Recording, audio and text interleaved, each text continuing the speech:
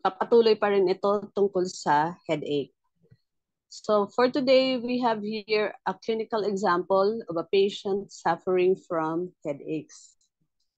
Our patient is a 32 years old male who is a young carpenter who had been having a bilateral temporal headache for the last 3 to 4 years.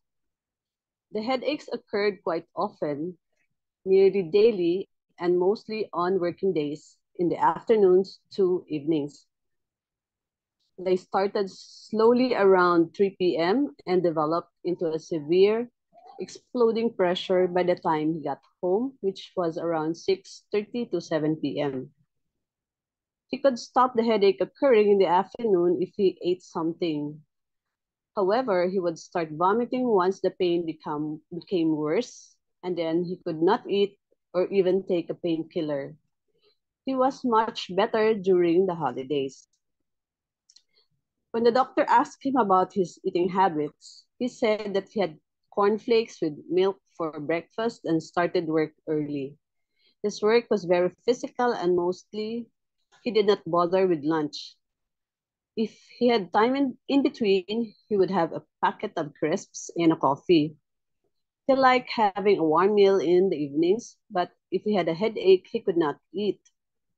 He had lost much weight recently and was feeling rather weak. His acupuncture sessions were usually after work and on his way home, so he often came with headaches and vomiting. Though he was rather pale, one could notice that he often bled when the needles are removed and that the bleeding did not stop easily. Okay. So after listening to his story and witnessing his headaches, the doctor became convinced that it was stomach related. He had very little to eat in the day and had a very physical job and did not eat lunch because he was sitting on some rooftop doing the woodwork. His headache occurred in the forehead region, both sides, and that was the stomach and the large intestine area. He could not he could stop the headache progressing if he ate something early enough.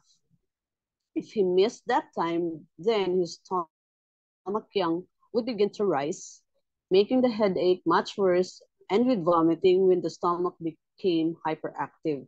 It was then too late to eat. Here we have a tower diagram how the headache progresses. So when the stomach is empty and starting to feel hunger, stomach yang is still on the normal level but stomach is deficient. Pag hindi pa rin siya kumain, stomach yang rises and then headache and vomiting. The patient was advised that he had to eat better and also before started vomiting. He needed to eat lunch and even something around 3 p.m. so that his stomach would not be empty. Sandwiches with meat, cottage cheese, and a banana were easy foods to keep in a backpack that he could keep near him whenever he was working. Milk drinks instead of coffee would fill and nourish him better.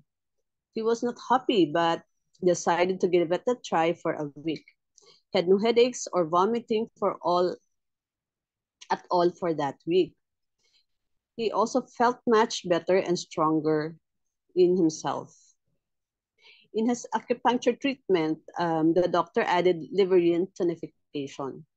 There were two reasons for doing this. First, liver stores blood within vessels, and a yin deficiency causes problems with coagulation. Second, liverine nourishes the stomach yin and controls stomach yang. We have here a diagram how the wood element or the liver over controls the earth, which is the stomach and the spleen, or the stomach particularly here. So if liver yin is deficient, it will cause over controlling the stomach, and then so that the stomach yang rises, thereby mayroong mga headache with symptoms, other symptoms like vomiting. Okay. The treatment for this patient was the local point, which is extra point 2, the Taiyang on both sides. The distal point, which is LI4, the symptomatic point, GB20 and pericardium 6. The influential point is REN12 for all young organs. And energy balancing points were also used, which are liver 1, the wood point, which tonifies yin. Spleen 21, which is the major low point of the spleen, which tonifies yin from the yuan source point. And stomach 42, the sedation. For sedation, this is the yuan source point that sedates the young. Before making the diagnosis, the doctor treated him thrice without success. After seeing him through 2 headaches, the treatment was changed to the one mentioned above, and he was treated once a week, 4 times in all. And he has no headache for now.